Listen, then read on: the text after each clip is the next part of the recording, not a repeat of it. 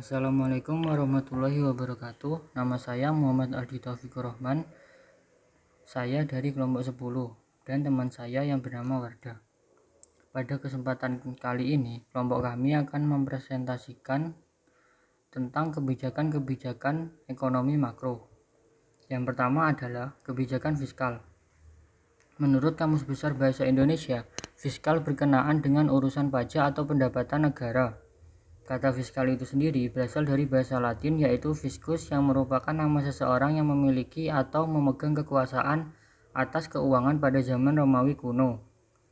Sedangkan dalam bahasa Inggris fiskal disebut fis yang berarti pembendaharaan atau pengaturan keluar masuknya uang yang ada dalam kerajaan atau negara. Fiskal ini digunakan untuk menjelaskan bentuk pendapatan negara atau kerajaan yang dikumpulkan dari masyarakat dan oleh pemerintah negara atau kerajaan dianggap sebagai pendapatan, lalu digunakan untuk pengeluaran dengan program-program untuk mencapai pendapatan nasional, produksi perekonomian, dan digunakan juga sebagai perangkat keseimbangan dalam perekonomian. Di Indonesia, istilah kebijakan fiskal merujuk pada kebijakan pemerintah untuk mengarahkan ekonomi suatu negara melalui pengeluaran dan pendapatan pemerintah. Selanjutnya adalah tujuan kebijakan fiskal. Secara garis besar, tujuan kebijakan fiskal adalah untuk memengaruhi jalannya perekonomian dengan berbagai sasaran berikut ini. Yang pertama, meningkatkan PDB dan pertumbuhan ekonomi. Kebijakan fiskal bertujuan untuk meningkatkan pertumbuhan ekonomi secara maksimal karena berpengaruh besar dengan pemasukan atau pendapatan negara, meliputi bea dan cukai, pajak bumi dan bangunan, pajak penghasilan dan devisa negara impor, pariwisata, dan lainnya. Kedua, memperluas lapangan kerja dan mengurangi pengangguran. Seperti yang kita ketahui, pengangguran merupakan salah satu masalah yang menjadi momok di suatu negara.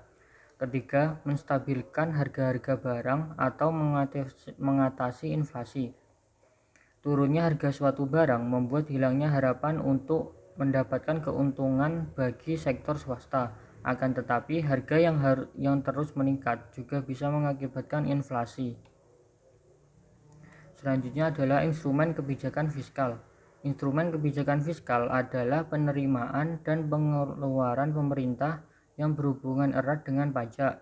Asumsinya, jika tarif pajak diturunkan, maka kemampuan daya beli di masyarakat akan meningkat dan industri pun bisa meningkatkan jumlah penjualan. Begitu juga sebaliknya. Selanjutnya, macam-macam kebijakan fiskal. Pada dasarnya, fiskal terbagi menjadi dua macam, yaitu menurut teori dan menurut jumlah penerimaan dan pengeluaran. Yang pertama, kebijakan fiskal dari segi teori. Kebijakan fiskal dari segi teori. Kebijakan fiskal dari segi teori dibagi menjadi tiga. Yang pertama, kebijakan fiskal fungsional merupakan kebijakan dalam pertimbangan pengeluaran dan penerimaan anggaran pemerintah ditentukan dengan melihat akibat-akibat tidak langsung terhadap pendapatan nasional, terutama guna meningkatkan kesempatan kerja. Yang kedua, kebijakan fiskal yang disengaja merupakan kebijakan dalam mengatasi masalah ekonomi yang sedang dihadapi dengan cara memanipulasi anggaran belanja secara sengaja, baik melalui perubahan perpajakan maupun perubahan pengeluaran pemerintah. Terdapat tiga bentuk kebijakan fiskal yang disengaja. Pertama, membuat perubahan pada pengeluaran pemerintah. Kedua, membuat perubahan pada sistem pemungutan pajak. Tiga, membuat perubahan secara serentak baik pada pengelolaan pemerintah atau sistem pemungutan pajaknya. Yang ketiga, kebijakan fiskal yang tidak disengaja merupakan kebijakan dalam mengendalikan kecepatan siklus bisnis supaya tidak terlalu fluktuatif. Jenis kebijakan fiskal tak disengaja adalah proposal, pajak progresif, kebijakan harga minimum, dan asuransi pengangguran. Selanjutnya adalah kebijakan fiskal dari jumlah penerimaan dan pengeluaran dibagi menjadi 4. Yang pertama, kebijakan fiskal seimbang merupakan kebijakan yang membuat penerimaan dan pengeluaran menjadi sama jumlahnya. Ada dampak positif dan negatif dari kebijakan fiskal yang satu ini. Positifnya, negara jadi tidak perlu meminjam sejumlah dana, baik dari dalam negeri maupun luar negeri. Negatifnya, kondisi perekonomian akan terpuruk bila ekonomi negara dalam kondisi yang tidak menguntungkan. Yang kedua, kebijakan fiskal surplus. Pada kebijakan ini, jumlah pendapatan harus lebih tinggi dibandingkan pengeluaran. Kebijakan ini merupakan cara untuk menghindari inflasi. Yang ketiga adalah kebijakan fiskal defisit, merupakan kebijakan yang berlawanan dengan kebijakan surplus. Salah satu kelebihan kebijakan ini adalah mengatasi kelesuan dan depresi pertumbuhan perekonomian, sedangkan kekurangannya, negara selalu dalam keadaan defisit. Yang keempat, kebijakan fiskal dinamis. Kegunaan kebijakan ini adalah menyediakan pendapatan yang bisa digunakan untuk memenuhi kebutuhan pemerintah yang bertambah seiring berjalannya waktu. Sekarang saya akan menjelaskan tentang kebijakan moneter. Apa itu kebijakan moneter? Kebijakan moneter sendiri adalah seperangkat kebijakan ekonomi yang dibuat untuk mengatur ukuran serta pertumbuhan pasokan uang di dalam perekonomian negara. Kebijakan ini merupakan tindakan yang terukur untuk mengatur variabel makroekonomi seperti inflasi ataupun pengangguran. Kebijakan ini juga dilakukan dengan berbagai cara, termasuk penyesuaian suku bunga, mengubah jumlah uang tunai yang berada di pasar, serta pembelian atau penjualan sekuritas pemerintah. Lalu apa tujuan kebijakan moneter? Tujuan kebijakan moneter itu tidak statis, namun bersifat dinamis, karena telah disesuaikan dengan kebutuhan perekonomian suatu negara. Akan tetapi kebijakan negara menetapkan 4 hal yang menjadi tujuan dari kebijakan moneter. Yang pertama itu pertumbuhan ekonomi dan pemerataan pendapatan. Yang kedua kesempatan kerja. Ketiga kestabilan harga. Dan yang keempat neraca pembayaran. Selanjutnya kita beralih ke instrumen kebijakan moneter. Yang pertama merupakan kebijakan operasi pasar terbuka. Apa itu operasi pasar terbuka? Operasi pasar terbuka adalah salah satu kebijakan yang diambil oleh Bank Sentral untuk mengurangi atau menambah jumlah uang yang beredar. Kebijakan ini dilakukan dengan cara menjual sertifikat Bank Indonesia atau SBI atau membeli surat berharga di pasar modal. Yang kedua, kebijakan diskonto. Kebijakan ini merupakan kebijakan yang diambil oleh pemerintah untuk mengurangi atau menambah jumlah uang yang beredar dengan mengubah diskonto bank umum. Jika bank sentral memperhitungkan jumlah uang yang beredar telah melebihi kebutuhan atau gejala inflasi, maka bank sentral mengeluarkan keputusan untuk menaikkan suku bunga. Dengan menaikkan suku bunga ini akan merangsang keinginan orang untuk menabung. Yang ketiga, kebijakan cadangan kas.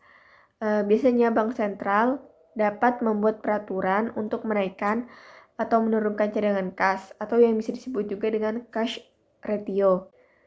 Yang keempat, kebijakan kredit ketat. Kredit tetap diberikan bank umum, tetapi pemberiannya harus benar-benar didasarkan pada syarat 5C, yaitu karakter, capability, collateral, capital, dan condition of economy. Dengan kebijakan kredit ketat, jumlah uang yang beredar dapat diawasi.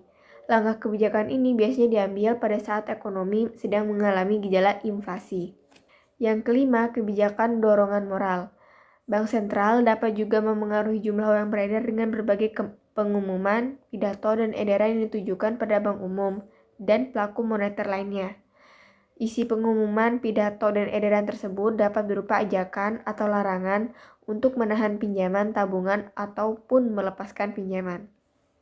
Sekarang kita akan beralih ke kebijakan segi penawaran atau kebijakan sisi penawaran. Apa itu kebijakan sisi penawaran?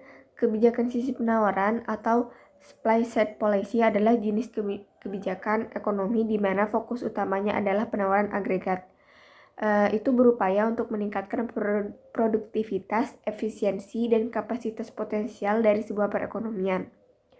Lalu, apa yang membedakan kebijakan sisi penawaran dan sisi permintaan? Apabila kebijakan sisi penawaran yaitu berusaha mempengaruhi perekonomian melalui penawaran agregat, sedangkan kebijakan sisi permintaan mempengaruhi perekonomian melalui permintaan agregat.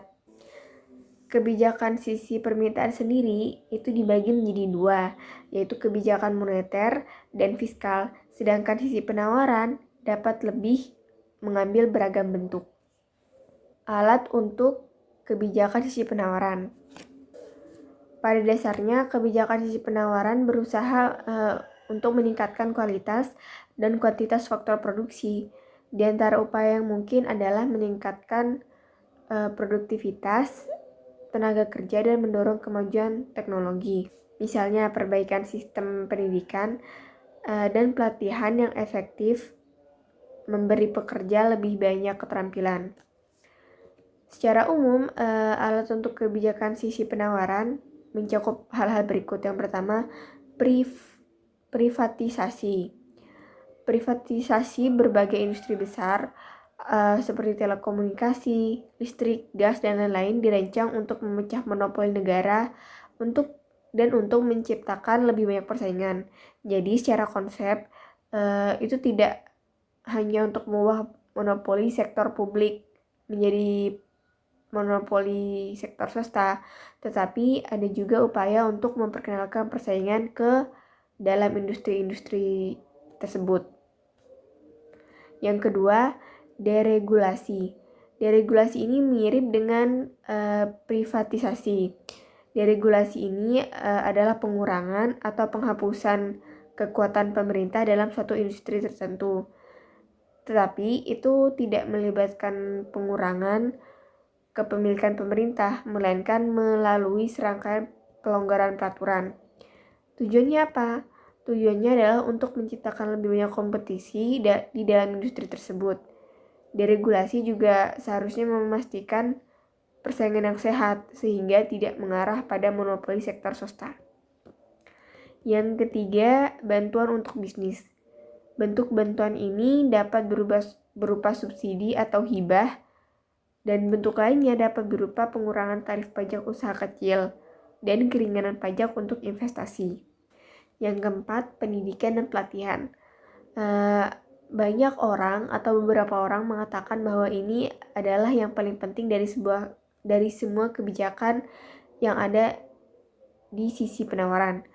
Pengeluaran pemerintah untuk pendidikan dan pelatihan memperbaiki modal manusia dengan memperbaiki keterampilan dan kualitas tenaga kerja. Produktivitas pekerja meningkat dan meningkatkan output potensial perekonomian. Ekonomi yang telah banyak berinvestasi dalam pendidikan adalah mereka yang siap untuk masa depan. Selanjutnya, riset dan pengembangan. Pemerintah mencoba dan mendorong perusahaan untuk berinvestasi dalam penelitian dan pengembangan dengan menawarkan kredit pajak. Jika keduanya ini berhasil, maka ada kemungkinan negara untuk tumbuh pada tingkat yang lebih tinggi. Para ekonom juga berpendapat bahwa mendorong persaingan yang sehat juga akan mengarah pada peningkatan inovasi yang mana menghasilkan kemajuan teknologi yang lebih cepat. Selanjutnya, kita akan membahas kebijakan sisi penawaran dan tingkat pengangguran. Kebijakan sisi penawaran ini sangat penting dalam mengurangi tingkat pengangguran alami atau natural rate of unemployment. Pengangguran alami adalah jenis pengangguran yang tetap ada meski perekonomian berada pada full employment. Itu mencakup pengangguran struktural dan pengangguran friksional. Kebijakan sisi penawaran juga berguna untuk menurunkan tingkat pengangguran alami, yang salah satu caranya adalah dengan mendorong pasar tenaga kerja yang lebih fleksibel. Misalnya, pemerintah dapat membuat lebih mudah untuk merekrut dan memecat pekerja.